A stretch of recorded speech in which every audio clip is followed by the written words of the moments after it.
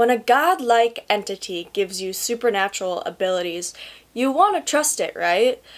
But does being a god mean it's honest and benevolent? My name is Nicole Bryn, and welcome back to Control's Cross-Examination, where we dive into the complexities of this video game. And today we will be diving into this question to see if we can answer it.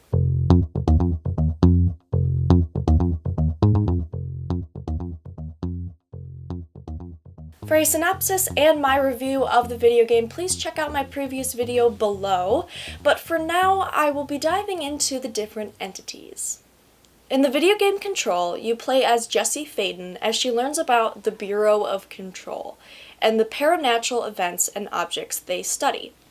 As the new director of the Bureau, we receive help from an entity that resides in the astral plane.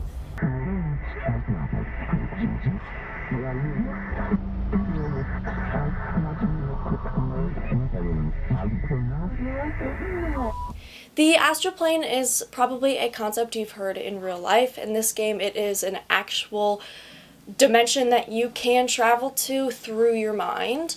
It is an ever-expansive plane not well known by the FBC.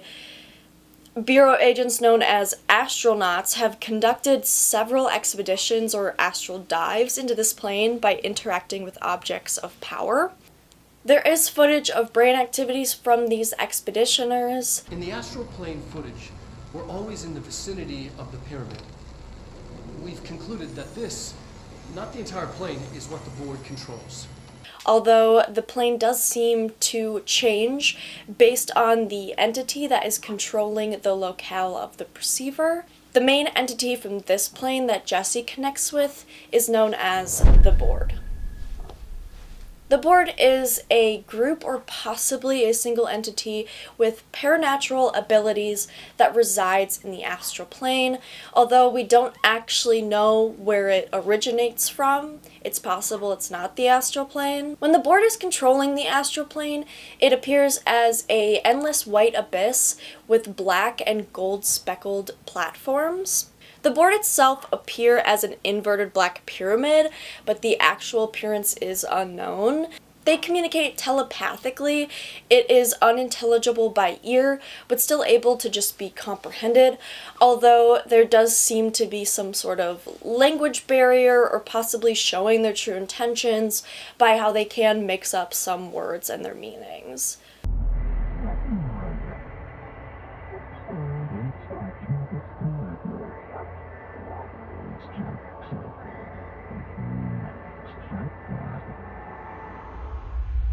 The board is very helpful for Jessie, the main character, as a lot of objects of power are connected to this astral plane for her to possess and gain abilities from. We do know from the Foundation DLC that the board and its astral plane are connected to the oldest house through an object called the Nail.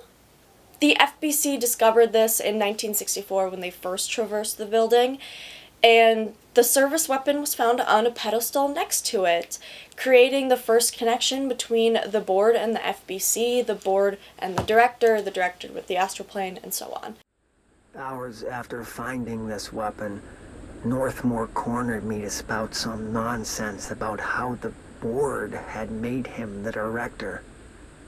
He ran it about the title being meaningless before now, calling Father and all other previous directors shams, frauds, and worse.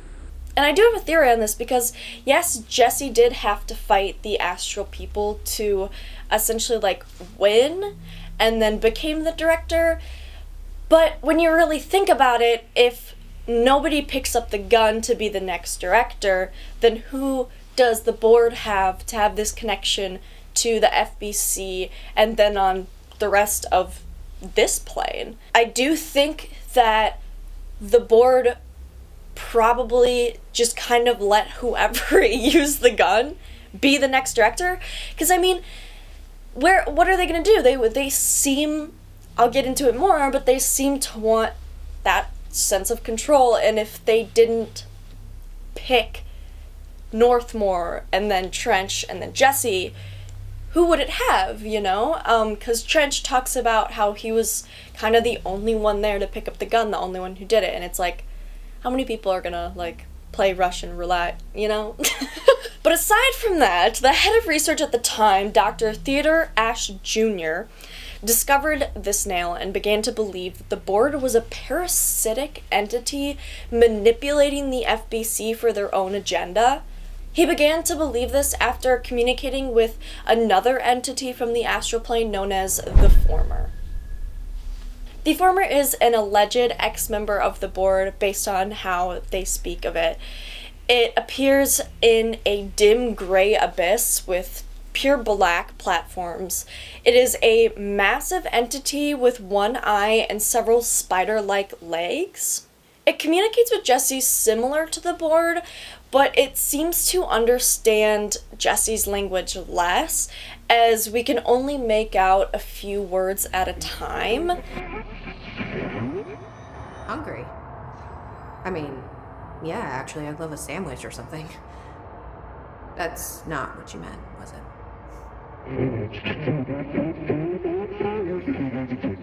In the Foundation DLC, the Former tells Jesse that it had some sort of disagreement with the board and was therefore separated from them because of that. The board itself describes the Former as a dissent. Emily Pope suggests that Former is either proof that the board is a group of linked consciousness, or that the board is a single entity and underwent a form of corporeal exile when banishing Former. The board does not like the Former. It does not want us to listen to it, and says that it is building an opposition to the board.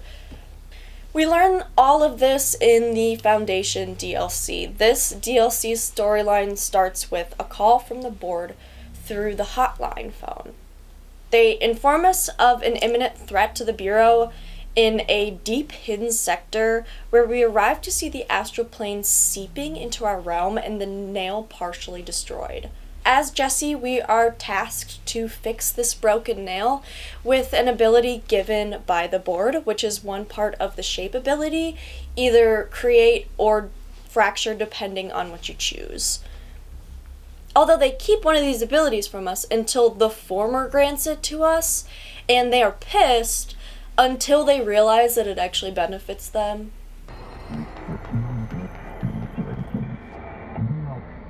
Wasn't my idea.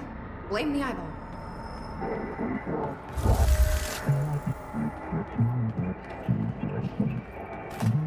Former. Yeah, we've had our differences. But it is giving me something you won't.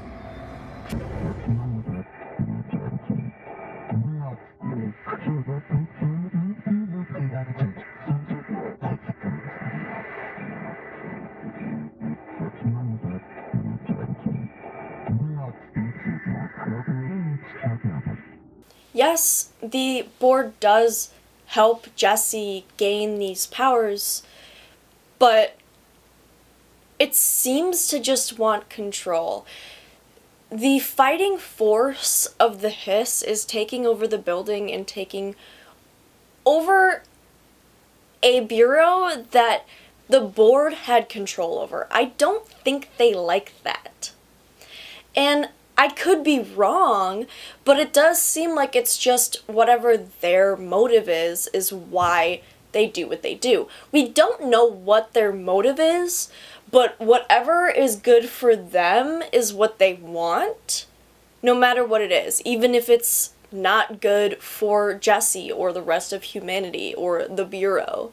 We go through a series of fights, cleansing all of the nodes of the nail, to finally arrive back at the base of it to see Helen Marshall.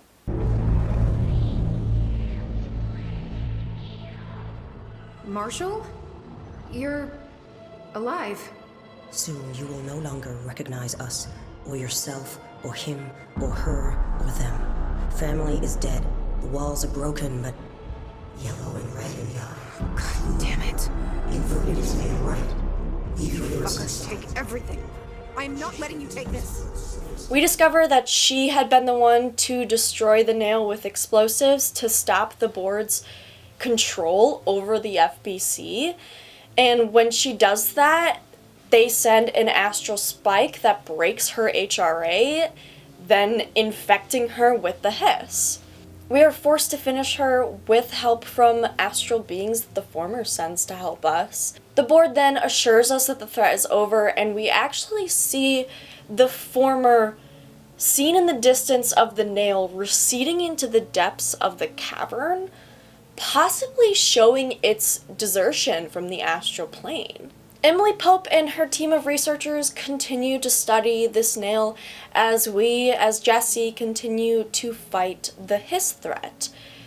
But now that we know that one helping hand of Jesse may not be the most honest or trustworthy, how do we know others aren't?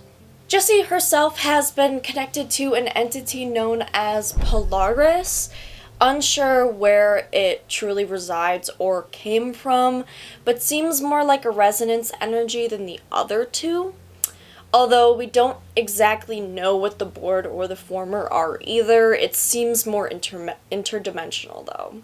Polaris appears as a guiding star with a faint geometrical fractal spiral shape, although the true appearance of Polaris is unknown, if there really is one. She is more of an energy or frequency, as we can't actually hear her.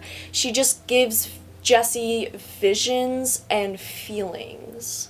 Polaris is very helpful in that she helps Jesse find the FBC and her brother and a bunch of other helpful locations and objects of power. But is it using Jesse like the board does?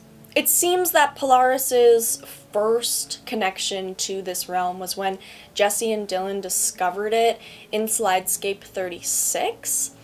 A piece was imbued in Jesse, but lay dormant. The second possible connection to this realm is when Darling discovered her, as we know Darling was affected by her, but we don't actually know the fate of Darling, so I'm not really going to get into that, at least in this video. But definitely another main connection to this world is when she was moved, or partially moved, to the FBC, where she was contained in the Hedron sector. And I do think that this whole time, like, she kind of had a connection to our realm because she was in Hedron, so she was here in this realm, but then when Hedron was destroyed, Polaris had no other way of being connected to this realm other than that piece that was in Jesse.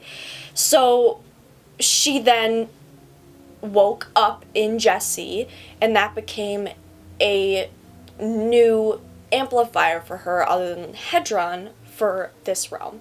Now, there's so many reasons as to why Polaris could have made this put this piece in Jesse and have it be woken up. For one, it could have been purely survival. Maybe she was fully in either Hedron or that piece in Jesse, like the game tries to make you think. And it was just purely for survival, she just wanted to survive. If you're like me and think that an entity can't be contained in a little box, then you wouldn't believe this. If she exists outside our realm, then Hedron's destruction might have just severed her connection, and maybe she simply woke back up to be connected to Jesse again.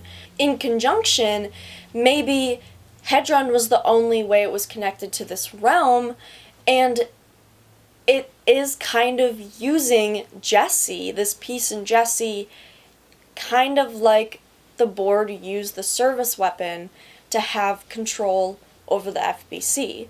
Although we don't know Polaris's goals, we don't know if she even has any. We just see Jesse being helped by her, although she doesn't seem to help Dylan. Dylan has been connected to Polaris about the same amount of time as Jesse, but she doesn't ever lead Jesse to Dylan until the Hiss invasion. She doesn't seem to help Dylan evade Hiss infection like she does Jesse. It's unclear what this means, but Does it maybe hint at ulterior motives? What do you think? Whether sketchy on this front or not, Polaris does help Jesse cleanse the hiss from the FBC. The hiss is another frequency-based resonance force found in the same slidescape as Polaris, but again, its origin is unknown. It goes after mostly anything alive, corrupts everything it can, such as altered items, objects of power, and the oldest house itself. Its appearance is a chaotic liquid form. It is unclear if this is an intelligent being like the others, or if it's merely a virus. Most people possessed float in the air constantly repeating the hiss incantation. Do these people maybe act as a signal, as a way to spread? We don't know. But others with combat abilities still contain movement and attack the unaffected ruthlessly. These possessed lose their hair and experience violent physical transformation. The only two people infected by the hiss that haven't fully lost sentience are Dylan Faden and Zachariah Trench. Dylan saw this force as a friend that liberated him to show the truth. Trench viewed it as the only solution to what he believed was a larger threat, which would be Polaris or Hedron, as the two are basically competing forces, at least for the game. Now, in my previous video, I expressed that Dylan and Trench were wrong for following the hiss. But the more that I research about this entity, the less confidence I have in that statement. It is the main antagonist and is the most hostile, but again, we don't know its motives. Emily and Jesse theorized that it might be going after the board, which, I mean, I'm not the biggest fan of oppressors who want to control what you want to do with your life, so maybe that's not the worst. And for them, we do have some more pieces as to what their goal could be by the fact that their victims all say the same incantation over and over again. I need my gun.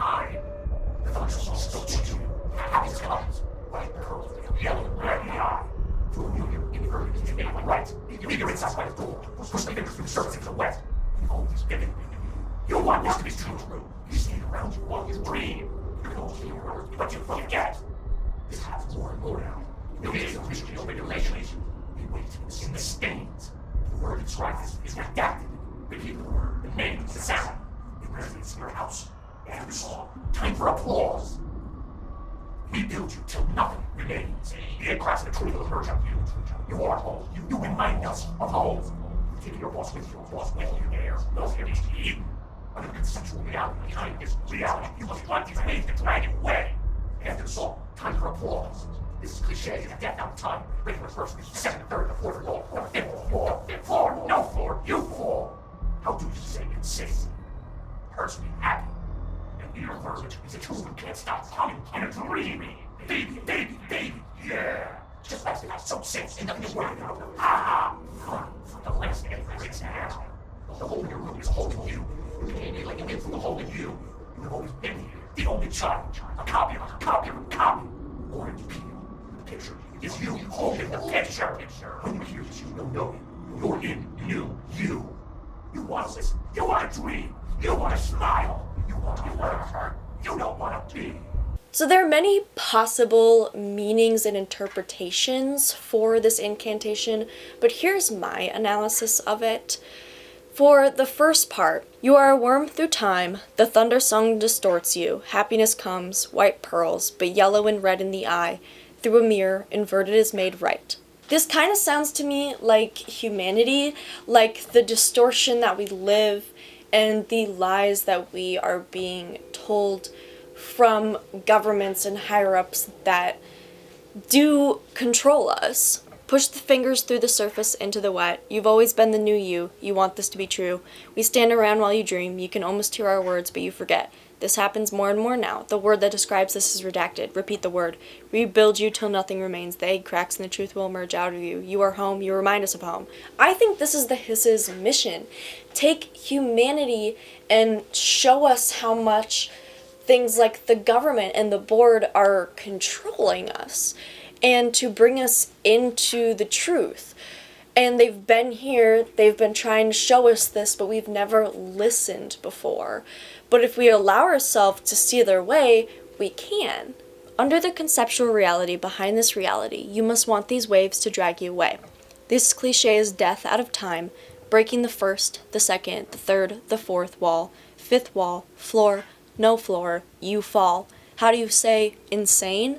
Again, things like jobs and authority are pushing us into a life of misery and kind of digging at us for not trying or not wanting to change it and just living in this cycle of pain.